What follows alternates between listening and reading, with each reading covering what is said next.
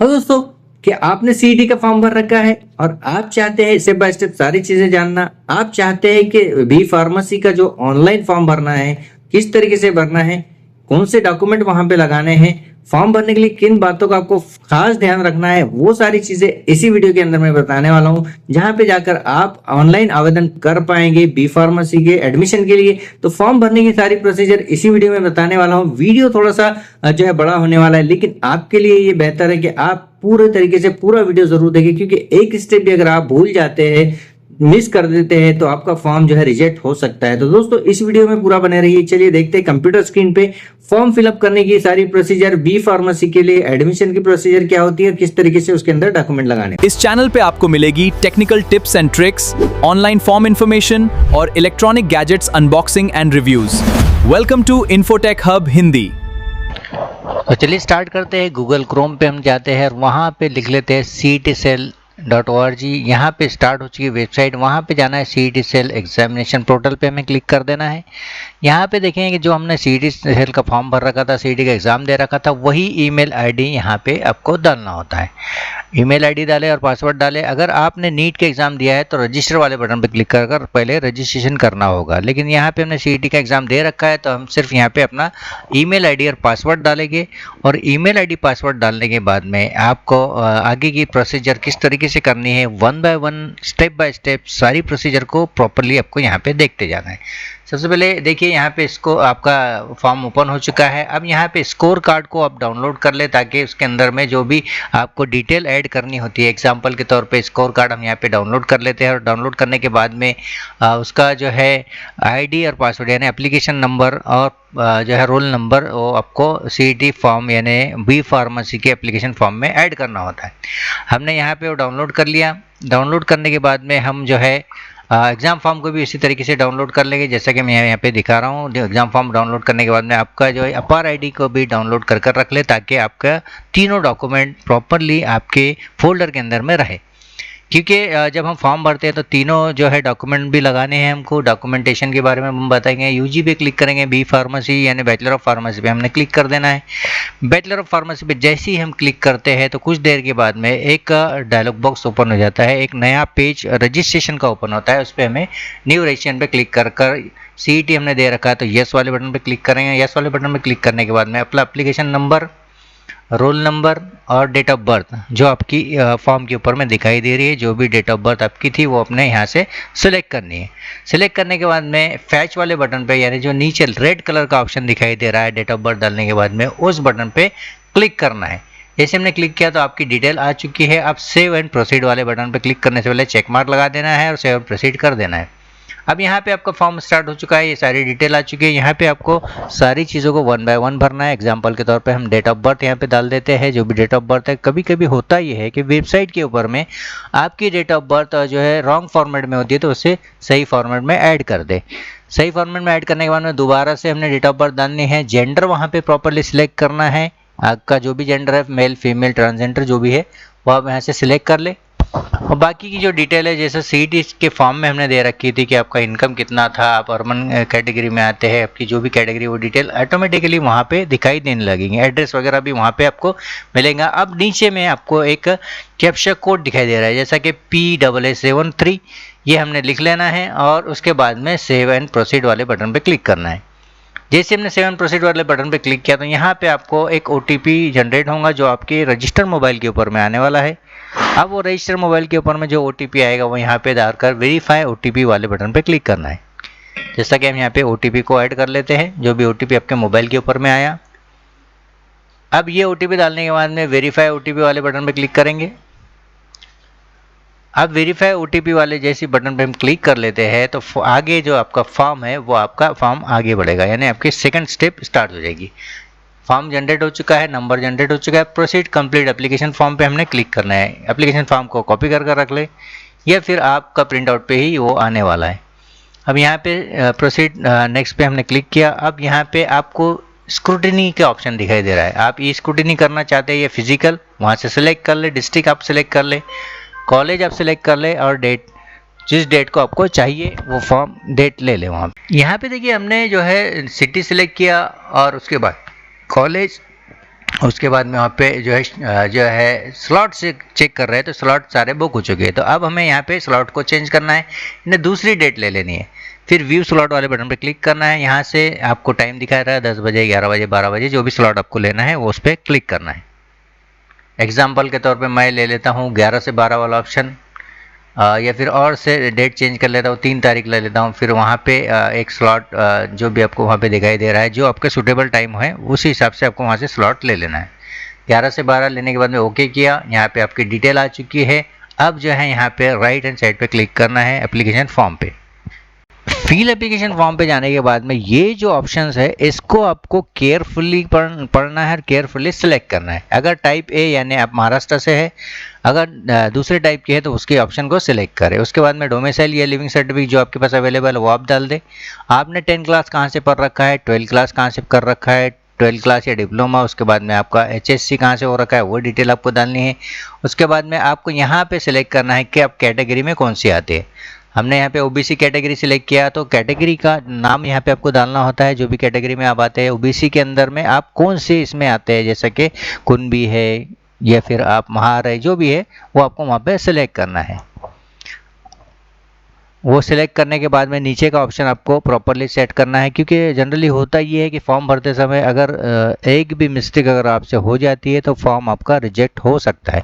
तो इस बात को ध्यान रखें कि आपका जो कैटेगरी है वो कास्ट सर्टिफिकेट पे जो है वो ही आपको यहाँ पे सिलेक्ट करना है, ताकि आप सही तरीके से फॉर्म को फिलअप कर सकें। क्योंकि जब हम डॉक्यूमेंट अपलोड करते हैं तो वो डॉक्यूमेंट वहाँ पे वेरीफाई होते हैं और कास्ट वगैरह वहाँ पे चेक की जाती है। नंबर खास करके जैसा कुणबी 83 है तो वही नंबर आपको वहाँ पे डालना है। जो भी नंबर है आपका तो वो वहाँ पे ऐड करना है। उसका अवेलेबल है अपने पास में तो ये अप्लाई करें। उसका नॉन क्रिमिनल अवेलेबल है तो यस करें। उसके बाद में सेव एंड प्रोसीड वाले बटन पे क्लिक करें। अब यहाँ पे किसी तरीके का कोई डिसेबिलिटी है तो सिलेक्ट कर सकते हैं, नहीं है तो नन ऑफ एप्लीकेशन। डिफेंस में कोई है तो सिलेक्ट करें, अदरवाइज नन कर दे। उसके बाद में यहाँ पे आपको डिफेंस की कैटेगरी डालनी होती है, अगर डिफेंस में है तो, नहीं है तो कोई ऑप्शन नहीं दिखाएगा। TFWS की सीट अगर आपको चाहिए तो ये बात ध्यान रखें, TFWS की सीट उसी को मिलती है जिनका CET स्कोर बहुत अच्छा होता है, या फिर उनका इनकम कम है, या फिर उनका 12 क्लास का रिजल्ट बहुत अच्छा है। ऑर्फन है तो सिलेक्ट करें, नहीं तो नो बटन पर क्लिक करें। अगर आप माइनॉरिटी में आते हैं तो वो से सिलेक्ट कर ले। अब नेक्स्ट ऑप्शन है एजुकेशन क्वालिफिकेशन की डिटेल ऐड करना। 10 क्लास आपने कब कर रखा था, ईयर ऑफ पासिंग वहाँ पे आपको डालना है। उसका रोल नंबर आपको यहाँ पे ऐड करना है। रोल नंबर ऐड करने के बाद में आपको वहाँ पे सिलेक्ट करना है इंडिया या अब्रॉड, जहाँ से 12 क्लास का ऑप्शन सिलेक्ट करना है। 12 कहाँ से कर रखा है, 12 कौन से ईयर में कर रखा है। उसके बाद में यहाँ पे HSC का रोल नंबर आपको डाल दे। उसके बाद में मदर नेम और आपका डिटेल, वहाँ पे मम्मी पापा का नाम और जिस तरीके से 12 क्लास की मार्कशीट पे नाम दिया गया है वही नाम यहाँ पे आपको डालना है।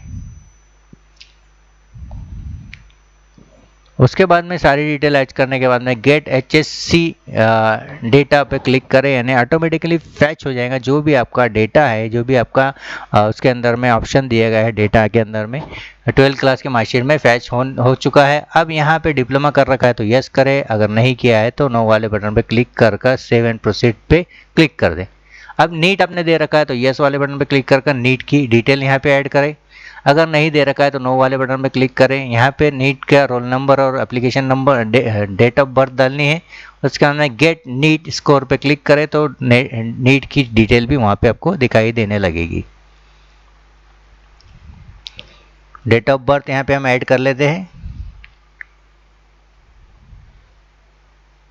अब गेट नीट स्कोर पे क्लिक किया तो नीट की डिटेल आ चुकी है। सेव एंड प्रोसीड बटन पे क्लिक कर यहाँ पे आपको अपना फोटोग्राफ ऐड करना है और आपका सिग्नेचर ऐड करना है। उसके बाद में सारे डॉक्यूमेंट को 1 बाय 1 ऐड करते चले जाना है।